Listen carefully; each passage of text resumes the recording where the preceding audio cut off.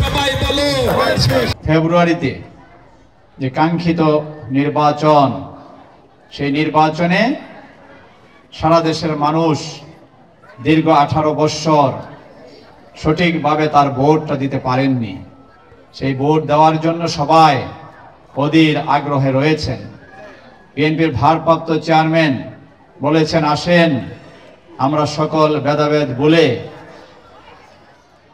একটি ফ্যাসিস্ট সরকার, সেই যে সরকার এই ছাত্র জনতার আন্দোলনের পর এদেশ ছেড়ে পালিয়েছেন, হাজার হাজার কোটি টাকা লুটপাট করে তাদের বড় বড় নেতারা এই উত্তরায় বহু বড় বড় বিল্ডিং খোঁজ নিলে দেখা যাবে তাদের নামে সব তাদের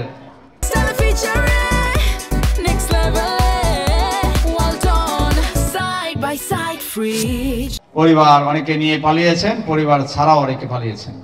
যে দলগুলা দীর্ঘ 16 বছর 18 বছর কষ্ট করেছেন, অনেক মানুষ এদেশে গুম হয়েছেন, খুন হয়েছে, লক্ষ মামলা হয়েছে বিএনপি সহ বিভিন্ন রাজনৈতিক দলের নামে, সকলে মিলে একটি সুন্দর সরকার আমরা গঠন করি।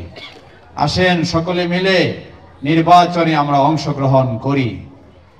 অতএব আপনারা বিভেদ তৈরি না করে আসুন একসাথে একটি সুন্দর বাংলাদেশ গড়ার জন্য আমরা একসাথে কাজ করি।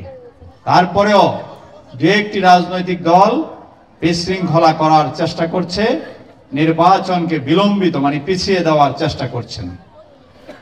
আমি তাদেরকে অনুরোধ করব, আপনারাও বিভিন্ন সময় নির্যাতিত হয়েছেন, আপনারা এগুলো ভুলে যায় না, ঐক্যবদ্ধ হন, গোলাপানিতে মাছ শিকার না করে নির্বাচনে অংশগ্রহণ করুন।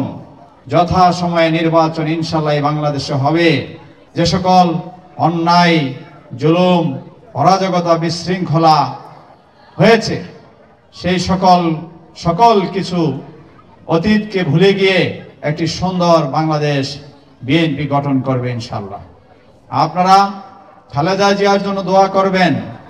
একজন মা, আমাদের প্রিয় নেত্রী, যাকে 6 বছর বন্দী করে রেখেছিলেন শেখ হাসিনার সরকার, আজকে সেই কারণেই এই জুলুম, এই অত্যাচার এবং কত মানুষ অত্যাচারিত হয়েছেন, বাড়িঘর ভেঙে ফেলা হয়েছে, আমাদের নামে 100-র উপরে মামলা, অনেকের, আমারও 2টা মামলায় সাজা, অনেক নেতাকর্মী 16 বছর 18 বছর বাড়িতে থাকতে পারে নাই, সন্তান সংসার সব কিছু ফেলে আমরা পালিয়েছিলাম।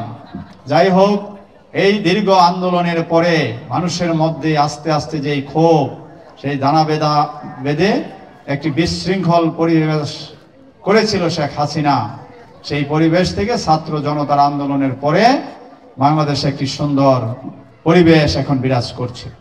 সমাজে কোথায় অন্যায় হয়, অরাজকতা হয়, কোন লোক অথবা ব্যক্তি যদি দলের নাম ব্যবহার করে, কোন ছাত্রদের নাম ব্যবহার করে বিশৃঙ্খলা সমাজে করতে চায়, তাদেরকে আপনারা ঐক্যবদ্ধভাবে মোকাবেলা করবেন, ধরে ফেলবেন অন্যায়কারীকে। আইন শৃঙ্খলা বাহিনী সমাজে রাস্তায় রয়েছে, সেনাবাহিনী আছে, একটি নির্বাচিত সরকার খুবই দরকার।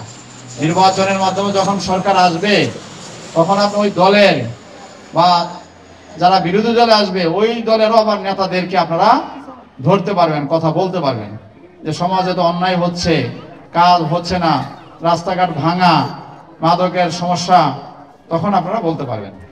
এজন্য একটি নির্বাচন খুব দরকার।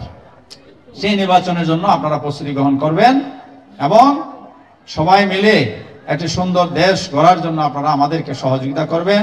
আমরা তোমায় ভুলি নাই, আব্বাস ভাইয়ের সালাম।